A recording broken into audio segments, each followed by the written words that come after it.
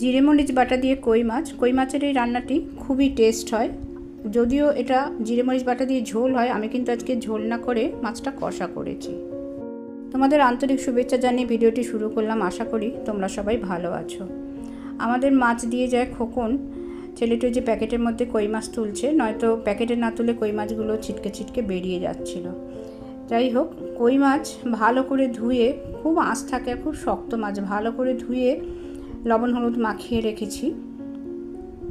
Minute 15 রাখার পরে মাছ দুটো আমি ভেজে নিচ্ছি।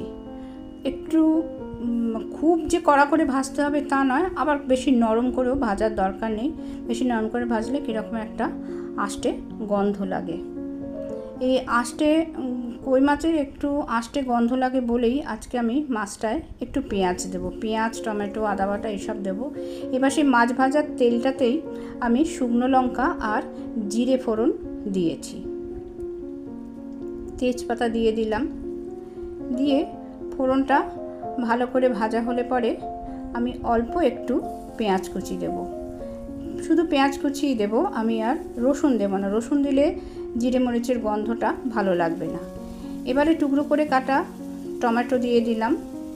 টমেটোটা ভালোভাবে নাড়াচাড়া করার পরে আমি একটুখানি আদা বাটা দিলাম।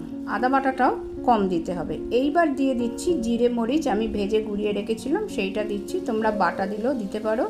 আর একটুখানি অল্প করে আমি টক দই দিচ্ছি।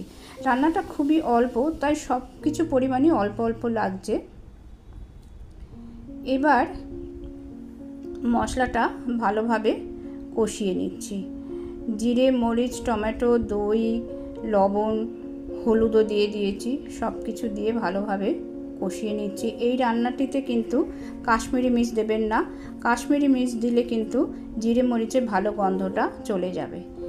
এবারে মশলাটা ভালোভাবে তৈরি হওয়ার জন্য আমি অল্প একটু গরম জল দিয়ে দিলাম। তোমরা দেখছো কুমকুমের রান্না সবসময় একটু অন্যরকম, অন্যভাবে। মশলাটা ভালো করে কষিয়ে নেবার পরে মাছ দুটো আমি দিয়ে দিলাম। কই মাছ ফুটে নরম হতে একটু সময় লাগে, এই জন্যে আমি কিন্তু ঢাকা দিয়ে রাখবো।